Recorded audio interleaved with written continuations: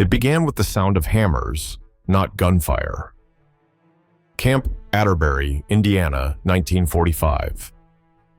The war was ending, but its echoes still clung to every crate of bullets left stacked in the warehouse. One morning, American soldiers pried those crates open, emptied their brass casings into a pit, and carried the empty boxes across the muddy yard. A German prisoner, thin, pale, and legless from a mine blast in Tunisia, watched from the infirmary window. He thought they were building another barrier, another wall. Instead, the soldiers began nailing the wooden planks together into a narrow ramp leading up to the hospital barrack. The man laughed, a brittle, trembling sound that startled everyone nearby. "You built my freedom from what once killed," he murmured, half in disbelief, half in gratitude. His name was Wilhelm Gruber, formerly a field mechanic in the 21st Panzer Division. 2 years earlier, he had rebuilt tank engines for Rommel. Now he waited for a wheelchair. The ramp was crude but solid, its boards marked with faded stencils reading caliber 30 ball M2. Records from Camp Atterbury confirm the scene. A ramp constructed from surplus ammunition crates, assembled by U.S. Army engineers with help from unarmed POWs. It was meant to ease the transport of wounded Germans from their quarters to the medical tent, but it became something far larger. A moment when violence itself was repurposed into mercy. By noon, the ramp gleamed with rainwater. A corporal named James Mathers, who had once fought near Bastogne, knelt to adjust a loose nail. He didn't speak German, but he nodded toward Gruber's wheelchair and said softly, "Try it." The prisoner hesitated, gripping the wheels.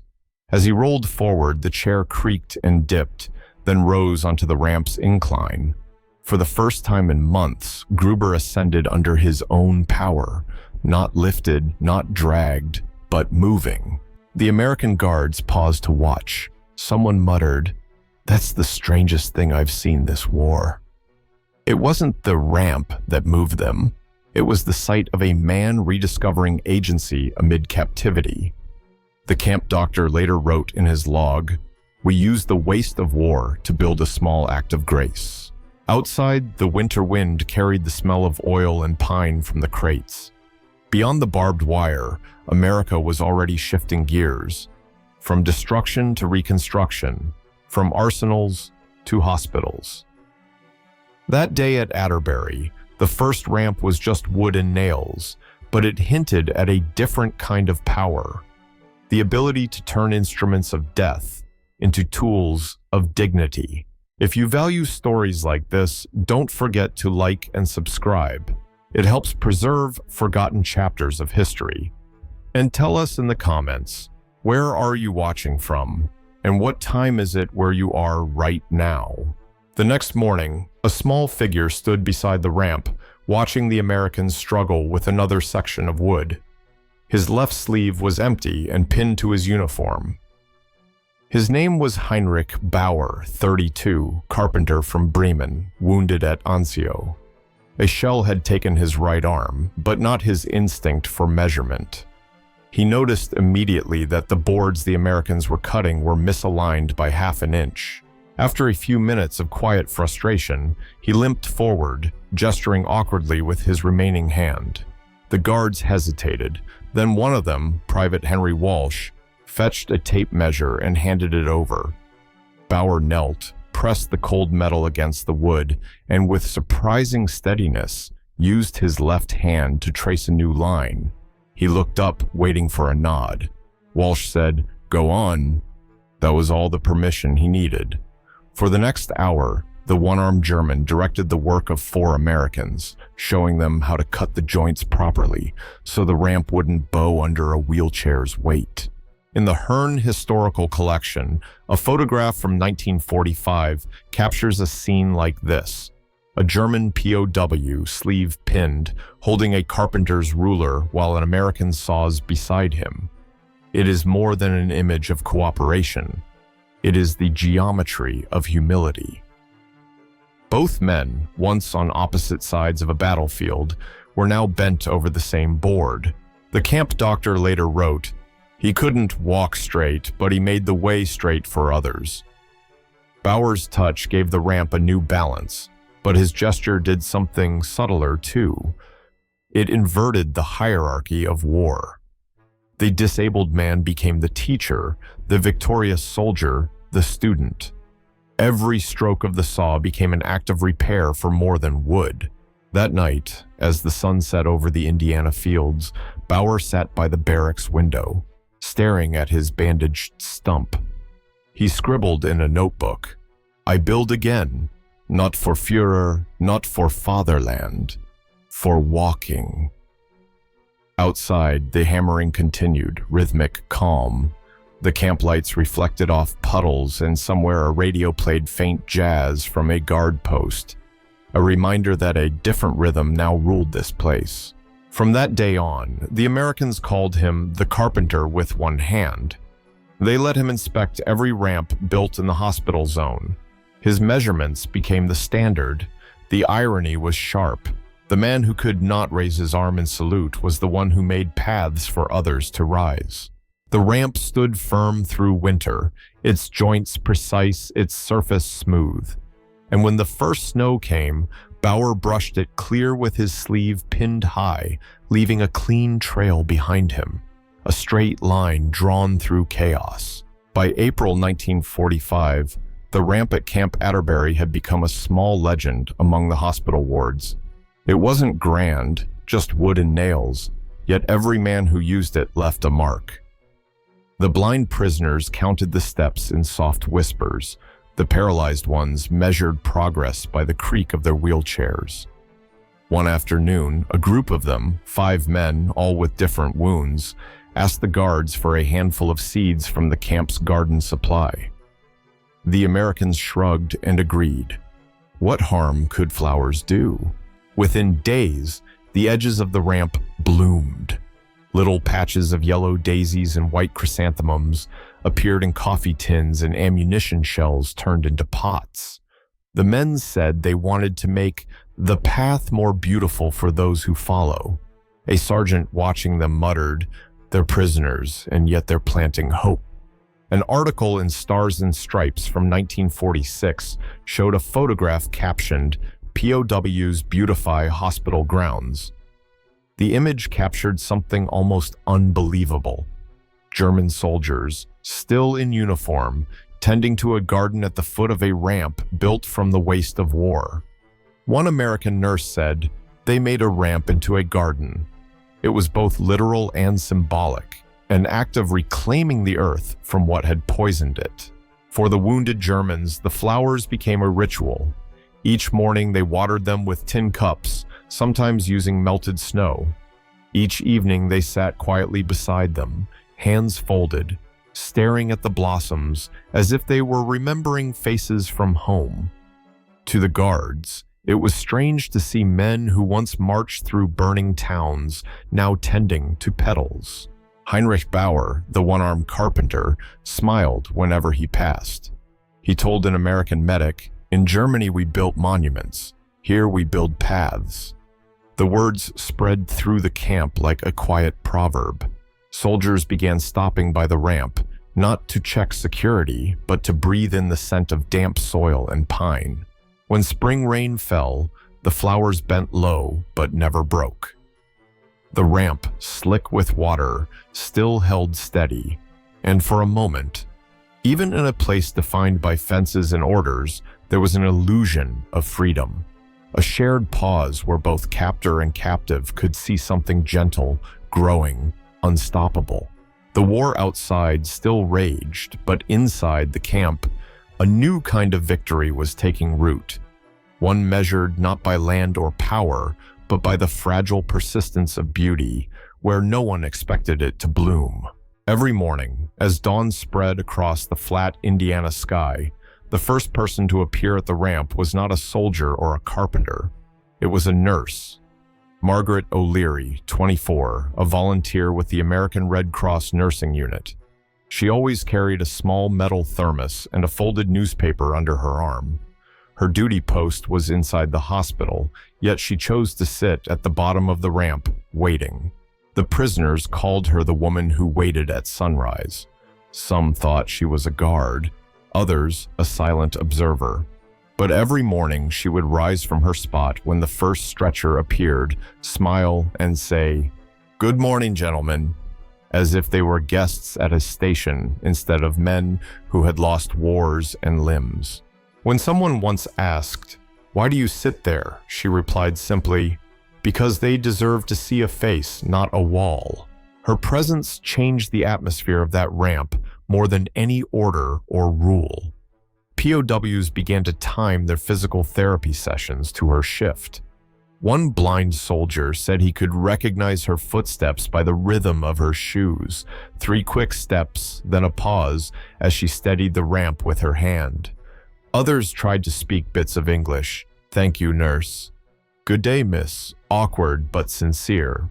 In the Red Cross archives, there's a brief note in her handwriting dated June 12, 1945.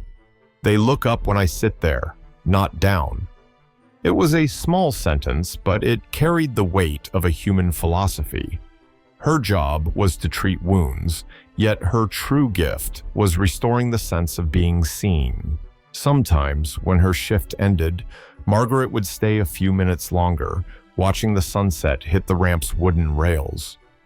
The flowers the POWs had planted glowed faintly under the orange light, and the shadow of the barbed wire stretched across them like a ghost that couldn't quite reach.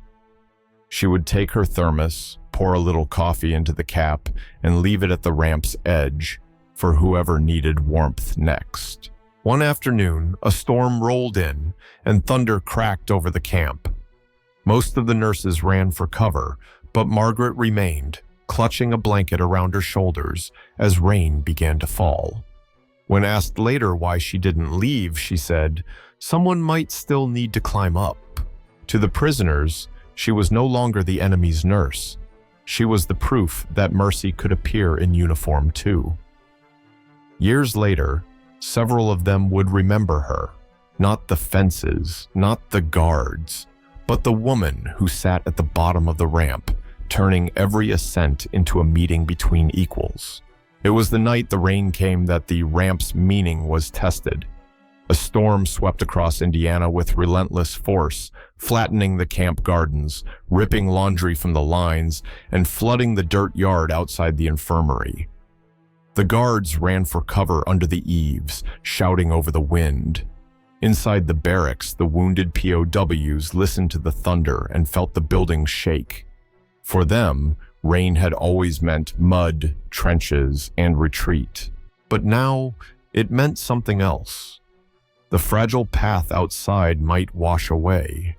At dawn, when the sky still hung heavy with clouds, a group of prisoners appeared at the door, wrapped in wet blankets, balancing on crutches and wooden prosthetics. Without waiting for permission, they hobbled out into the rain-soaked yard. One man, limping on a splinted leg, dragged a burlap sack filled with sand. Another used his cane to test the ramp's footing. They began stacking the sacks along the sides, guiding the rainwater away, shoveling mud from the edges to keep it intact. From the infirmary window, Nurse Margaret O'Leary saw them and ran out to help, her uniform drenched in seconds. When an American sergeant yelled, "Let them be! It'll hold!" she shook her head and kept shoveling beside them. The scene was almost absurd. Wounded Germans and their nurse repairing a wooden ramp built from bullet crates, now fighting the weather together like comrades in a flood. The camp doctor later recorded the moment in his logbook. "They guarded what we built for them." That line became an echo that traveled beyond the camp. It wasn't about wood or nails. It was about the instinct to protect kindness once it had been given. By noon, the rain had eased. The ramp still stood, slick and shining, its base fortified by the sandbags the POWs had placed. They gathered beneath the dripping roof, soaked to the bone but smiling faintly. One of them, a blind musician named Otto Richter, said, It feels strange to defend something American. Bauer, the one-armed carpenter, answered quietly, "Not American, human." That afternoon, word of their act spread across the camp. Guards stopped by to see the ramp still standing. Someone chalked a note on the wall beside it. They kept the way open. Later that week, as D-Day's anniversary was observed, the flag at Camp Atterbury was lowered to half-mast. The POWs stood silently in the yard, water still dripping from the eaves. For the first time, there was no division of enemy or ally in their gaze, only the shared understanding of what it meant to hold on to something fragile and right, even in the rain. What would you have done, standing in that storm? Would you have stayed behind the glass, or gone out into the rain to keep a ramp from washing away? By the spring of 1946, the war was over, but Camp Atterbury still held its slow heartbeat of rehabilitation. The wounded no longer counted days of captivity. They counted how many steps they could climb. The ramp, now weathered and patched, became more than a structure. It was the start of something like rebirth. American doctors began new programs for the disabled prisoners, swimming therapy in a makeshift pool built from fuel drums, carpentry workshops using scrap lumber, and art sessions led by civilian volunteers from nearby towns. At first, the Germans resisted, ashamed of being treated like charity cases, but the camp's commander, Colonel Robert Dean, believed rehabilitation was an act of civilization. He told his men, "If we can rebuild the enemy's body, maybe his mind will follow." By the end of the year, more than 3,000 disabled POWs across U.S. camps had taken part in rehabilitation programs. Statistics from the War Department confirmed it. Hundreds of artificial limbs fitted, dozens of ramps built, over 50 vocational courses completed. Yet the numbers only hinted at the deeper transformation. Heinrich Bauer taught a class on woodwork using one hand. Wilhelm Gruber, the mechanic who once cursed the Americans for their pity, learned to craft toy trains for children in the camp nursery. One was sent to a local orphanage tagged simply, "From a man who once made tanks." For many, it was disorienting, to be rebuilt by the hands they had once sworn to destroy. But as one German wrote in his post-war diary, "The ramps changed us more than any lecture." In the evenings, the guards played jazz records on the loudspeakers. The prisoners sat outside, some smoking, others tapping their wooden legs to the rhythm.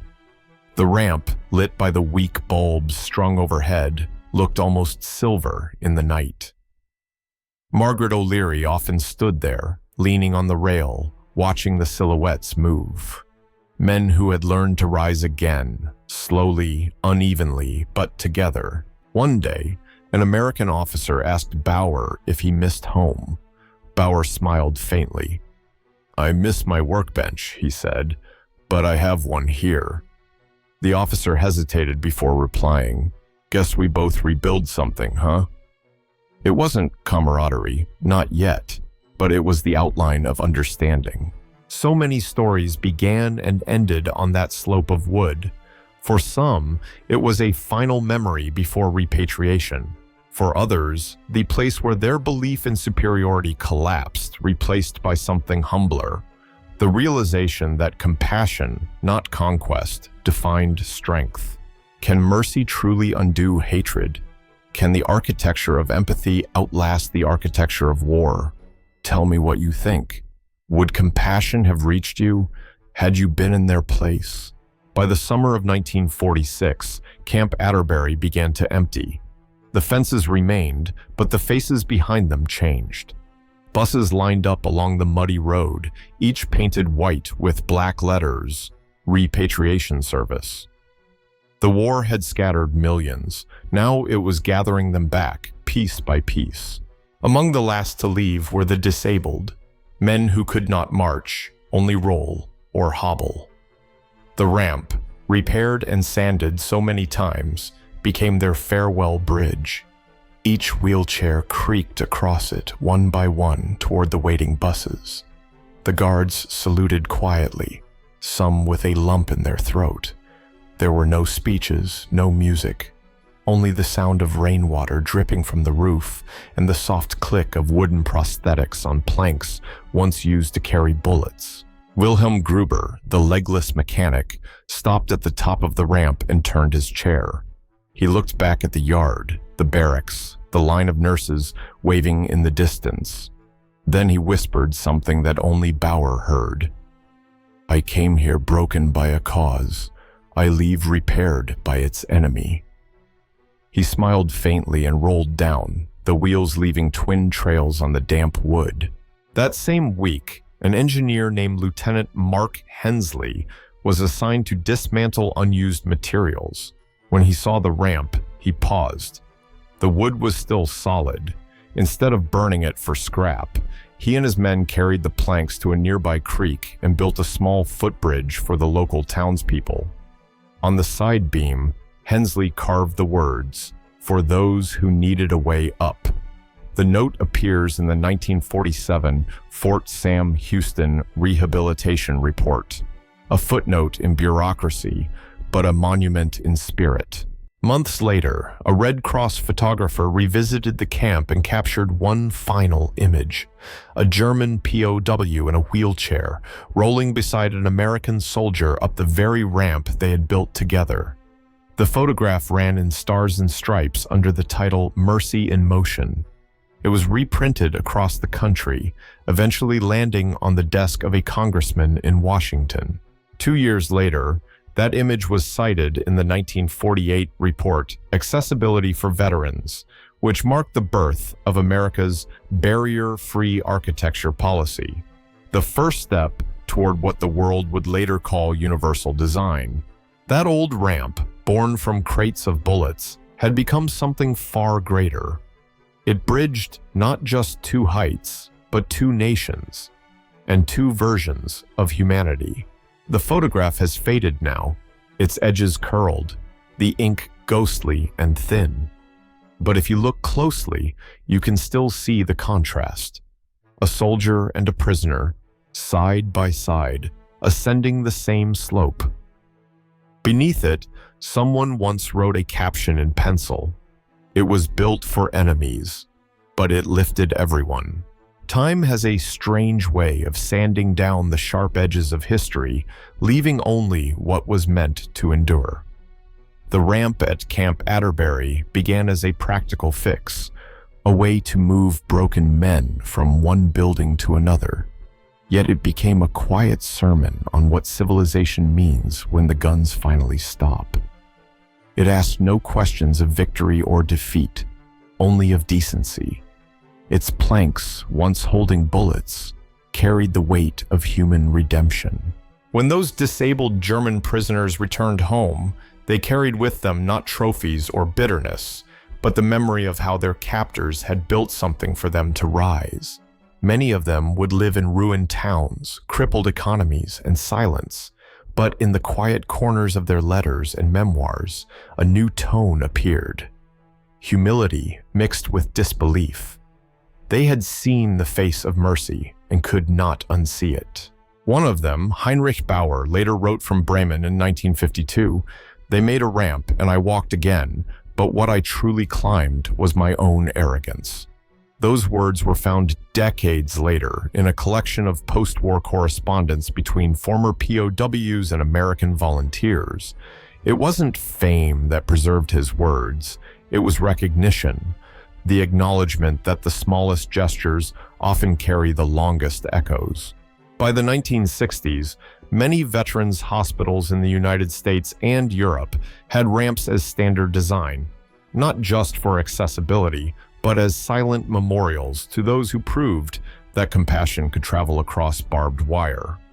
The architecture of empathy, born from necessity, had outlasted the architecture of war. Even today, if you visit the site of Camp Atterbury, there's little left but flat ground, a few foundations, and a memorial stone. Yet in local archives, one photograph remains on display. The Red Cross nurse sitting at the bottom of a wooden ramp, smiling up at a man in a wheelchair. It needs no caption, The image says everything the war forgot to teach. In the end, it wasn't generals or treaties that marked the true end of that conflict.